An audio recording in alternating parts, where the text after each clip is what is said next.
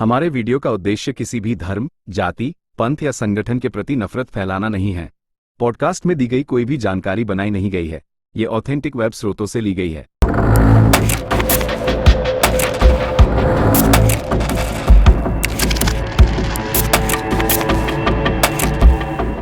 इस वीडियो में हम ग्लैडिएटर्स के बारे में जानेंगे।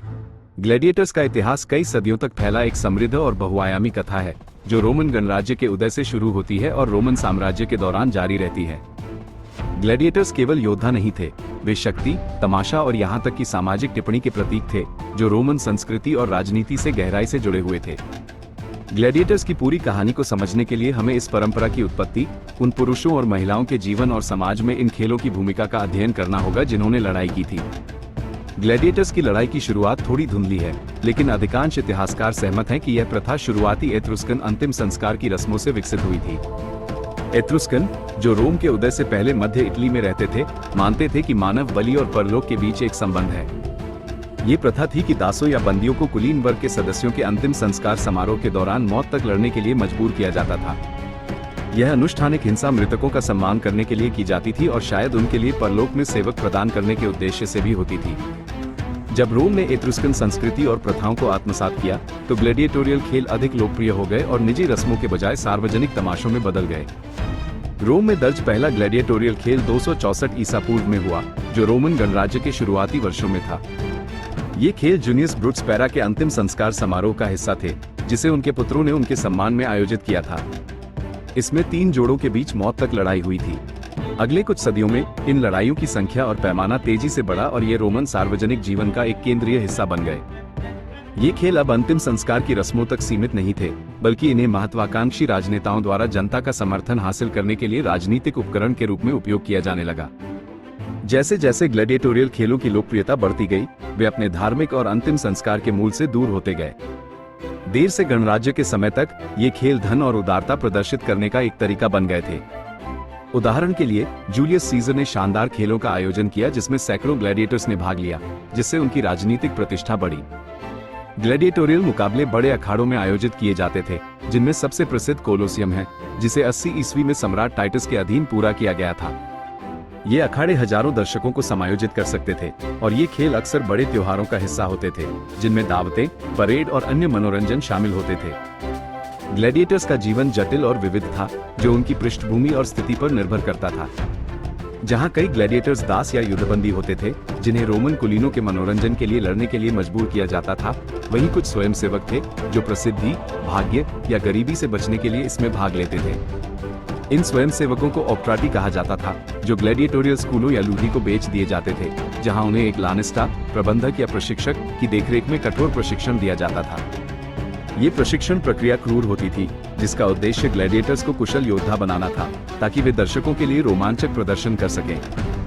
ग्लैडिएटर्स को विभिन्न लड़ाई शैलियों में प्रशिक्षित किया जाता था, जो विभिन्न प्रकार के हथियारों और कवच पर आधारित होती थी। ये शैलियां अक्सर उन दुश्मनों से प्रेरित होती थी जिनसे रोम ने युद्ध किया था। उदाहरण के लिए, थ्रैक्स एक घुमावदार तलवार और छोटी ढाल का उपयोग करता था, जो थ्रेसियाई योद्धाओं की लड़ाई शैली की नकल थी, जबकि रटियारिस त्रिशूल और जाल के साथ लड़ता था, जो रोमन नौसैनिक युद्धों का एक प्रतिबिंब था। जो ग्लैडिएटर्स कई लड़ाइयों में जीवित रहते थे, वे काफी संपत्ति इकट्ठा कर सकते थे, और कुछ तो अपनी आजादी भी खरीदने में सक्षम हो जाते थे। एक बार मुक्त होने के बाद वे स्वतंत्र व्यक्तियों के रूप में लड़ाई जारी रख सकते थे या अपनी कमाई से सेवानिवृत्त हो सकते थे। हालांकि अधिकांश ग्लैडिएटर्स के लिए उनका जीवन छोटा और क्रूर होता था।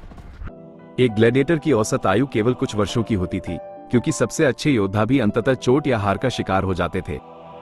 फिर भी एक समाज में जहां कई लोगों, विशेष रूप से दासों, के पास अपने जीवन पर बहुत कम अधिकार या नियंत्रण होता था, अखाड़ा एक अजीब तरह की स्वायत्ता प्रदान करता था। ग्लैडिएटर्स, हालांकि हाशिए पर थे, फिर भी रोमन समाज में एक अनूठा स्थान रखते थे। उन्हें एक ओर तिरस्कृत किया जाता था और दूसरी ओर उनकी बहादुरी और कौशल के लिए प्रशंसा की जाती थी, भले ही उन्हें मनोरंजन के उपकरण के रूप में देखा जाता था। महिलाएं भी ग्लैडिएटोरियल खेलों में भाग लेती थी, हालांकि उनकी भागीदारी दुर्लभ और विवादास्पद थी। महिला ग्लैडिएटर्स, जिन्हें ग्लैडिएट्रिक्स कहा जाता था, पुरुषों की तरह ही लड़ती थी, लेकिन अक्सर उन्हें एक नवीनता या जिज्ञासा के रूप में देखा जाता था, बजाय इसके कि उन्हें सच्चे योद्धा माना जाए। हालांकि अखाड़े में महिला ग्लैडिएटर्स की उपस्थिति ने पारंपरिक रोमन लिंग भूमिकाओं को चुनौती दी। इसने ये भी दिखाया कि खेल एक ऐसा स्थान था जहां तमाशे के नाम पर सामान्य सामाजिक व्यवस्था को उलट दिया जा सकता था। अखाड़े में महिलाओं की भूमिका शक्ति और तमाशे के व्यापक विषयों को दर्शाती है, जो ग्लैडिएटोरियल खेलों की नींव थे। खेलों का आयोजन अत्यधिक अनुशासन के साथ किया जाता था, जिसमें नियम और रेफरी होते थे ताकि खेल में कुछ हद तक निष्पक्षता और नियंत्रण सुनिश्चित किया जा सके। आम धारणा के विपरीत हर ग्लैडिएटोरियल मुकाबला मौत पर समाप्त नहीं होता था।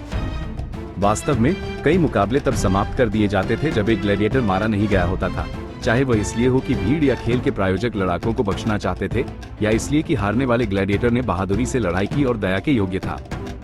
जब एक ग्लैडिएटर हार जाता था तो अक्सर भीड़ उसकी किस्मत का फैसला करने में भूमिका निभाती थी। यदि पराजित ग्लैडिएटर ने अच्छा प्रदर्शन किया होता तो दर्शक उसे जीवन दान देने के लिए अंगूठा ऊपर या दया के लिए चिल्ला सकते थे।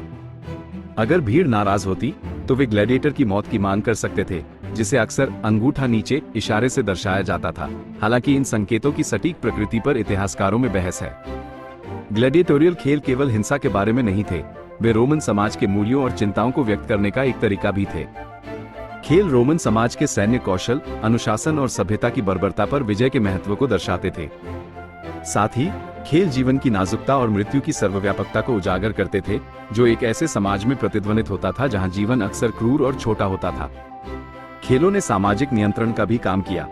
मुफ्त मनोरंजन प्रदान करके रोमन राजनेता जनता का ध्यान राजनीतिक और आर्थिक मुद्दों से हटा सकते थे, निम्न वर्गों को शांत कर सकते थे और अशांति को रोक सकते थे। पेनेमेट सर्केंसिस, रोटी और सकस वाक्यांश इस विचार को समाहित करता है। ये सुझाव देता है कि जब तक लोगों को भोजन और मनोरंजन मिलता रहेगा, वे व्यवस्था की अन्यायपूर्णताओं पर सवाल नहीं उठाएंगे। रोमन साम्राज्य में ईसाई धर्म के उदय के साथ ग्लैडिएटोरियल मुकाबले के प्रति दृष्टिकोण में महत्वपूर्ण बदलाव आए।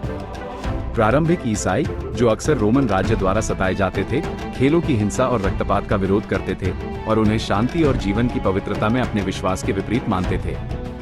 जैसे जैसे ईसाई धर्म के अनुयायी बढ़ते गए, जिसमें शासक वर्ग भी शामिल था, खेलों की नैतिक निंदा तेज होती गई। 4वीं सदी के अंत तक ईसाई सम्राट थियोडोसियस I ने खेलों पर रोक लगानी शुरू कर दी और 404 ईस्वी में इन्हें आधिकारिक रूप से बंद कर दिया गया, जब एक ईसाई भिक्षु टेलीमैकस को रोम में ग्लैडिएटोरियल मुकाबला रोकने का प्रयास करते समय मार डाला गया था। ग्लैडिएटोरियल खेलों के अंत ने रोमन समाज में एक महत्वपूर्ण बदलाव को चिन्हित किया। जैसे जैसे रोमन साम्राज्य कमजोर होता गया और ईसाई धर्म प्रमुख धर्म बन गया, उन मूल्यों का समर्थन करना संभव नहीं था जिन्होंने ग्लैडिएटोरियल तमाशों को जन्म दिया था।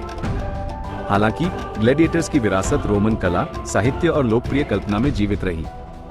ग्लैडिएटर का चित्रण, जिसमें ताकत, कौशल और त्रासदी का मिश्रण था, खेलों के बंद होने के बाद भी रोमन लोगों को मोहित करता रहा। चाहे दास हों, युद्धबंदी हो या स्वयंसेवक, ग्लैडिएटर्स रोमन संस्कृति में एक अनूठी और अक्सर विरोधाभासी भूमिका निभाते थे। उन्हें एक ओर तो निंदा की जाती थी और दूसरी ओर उनके साहस और कौशल के लिए सम्मान दिया जाता था। खेल शायद सामूहिक मनोरंजन का एक रूप थे, लेकिन वे रोमन विश्व दृष्टिकोण की एक गहरी अभिव्यक्ति भी थे, जो तमाशा, वीरता और नियंत्रण को एक ऐसी दुनिया में महत्व देता था जिसे अक्सर अराजकता और अनिश्चितता से चिन्हित किया जाता था।